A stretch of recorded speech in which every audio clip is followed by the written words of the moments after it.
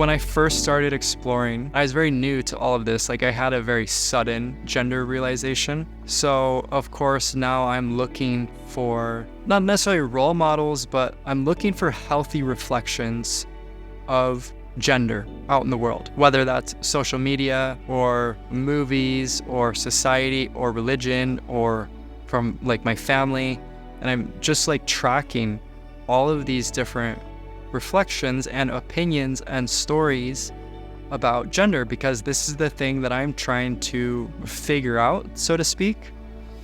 And so on one hand, I recognized that my drive to explore gender was coming from beyond myself. Kind of like in the same way that when a caterpillar starts to spin a web around itself, or when a bird flies north, it doesn't necessarily seem like these are decisions that are happening from within that individual life form. But it's more like there's a primal evolutionary force which is driving these organisms, these life forms, in a certain direction. And so in the same way, I felt that sort of primal evolutionary drive to explore gender. Because if it was up to me, I would actually opt out.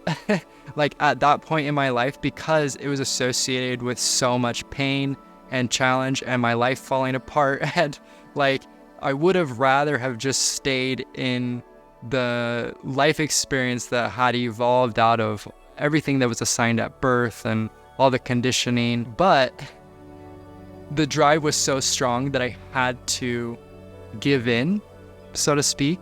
And I had to like say yes to it because it was so intense that it felt like my very survival was dependent on my ability to tune into and harness and channel and agree with whatever this primal force was that was moving through me. So having that recognition and then comparing that to all the different stories about gender in the world and in society and how everybody else talked about gender, I just couldn't sense that same sort of primal, innate, evolutionary force within all of these other stories. Just felt like everything was coming from within somebody's individual agenda. And so that led me to this realization that looking for the truth of gender in the world wasn't going to work. And that instead, I came to this point of curiosity where I was like, okay, I need to find a healthy, balanced reflection of gender. And I know that that's not happening within other human beings, within society, at least as far as all the perspective that I had access to at that moment. So instead, what I really need is to see gender manifested in a way that is aligned and balanced and is happening in a way that it's like this primal force is giving life to these expressions of gender. Because to me, that is like the closest thing to these innate, primal, intense feelings that I'm having in association to gender. So it just so happened that around this time, I also moved to the forest. So I was living alone in the forest, and I had just the amazing privilege and opportunity to speak to the trees and to the sky and to the water and to the earth, and to kind of present them with this sort of inquiry where I'm like wanting to tune into a deeper or spiritual dimension relationship with understanding of gender. Because I think I just naturally gravitated to the elements and the earth and the forest as teachers because I could sense in them this same evolutionary force, this sameness between their gender experience and my gender experience. It's like the way that a tree grows and the way that a bird sings, like this is primal. This is life happening according to life's agenda. And it's like a tree doesn't get it in the way of its own treeness, right? It's like a tree doesn't block life force energy as life force energy is wanting to move through it. But humans do that, and I do that. And I look out into the world and I see other people doing that. And so it's more like I had to find expressions of gender that were these free-flowing, totally balanced and harmonious expressions of the magnificence and the multiplicity of life force energy. And so that was the inception of my unfolding, in the sense of like deepening into a co-creative relationship with gender, where operating on a individual level, like, you know, I went and I decided to transition and I took hormones and I changed the way that I present and I had surgery, but I made those decisions because I felt an innate movement towards those things.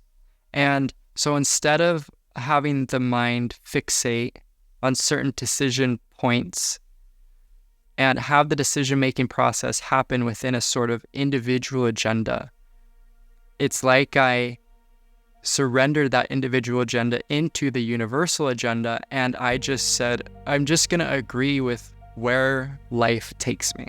And I'm going to do the best that I can to purify and balance my individual desire system and set of motivations, and find a sort of, it's like walking this knife's edge, like this balance point where you tune into what the individual wants, but then it doesn't turn into this like obsessive compulsive grasping or running away type thing.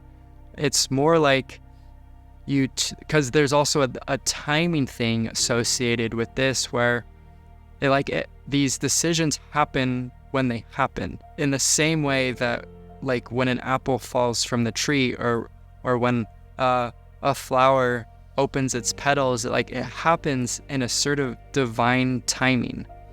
And, you know, this is a lifelong practice, but it's kind of like I allowed for my decision-making process to happen in the same way that a river flows downstream. And then in association with all of this, I also noticed how in the beginning, my individual life experience was happening within a certain location on the gender spectrum. And I made changes. And it's like that individual location, it expanded and it shifted. And yet, even though I was going through these changes, I was still the same. It was still me. And so I look back and I realize, okay, if I was me at this location and I'm me at this location, me must not be found in the individual location.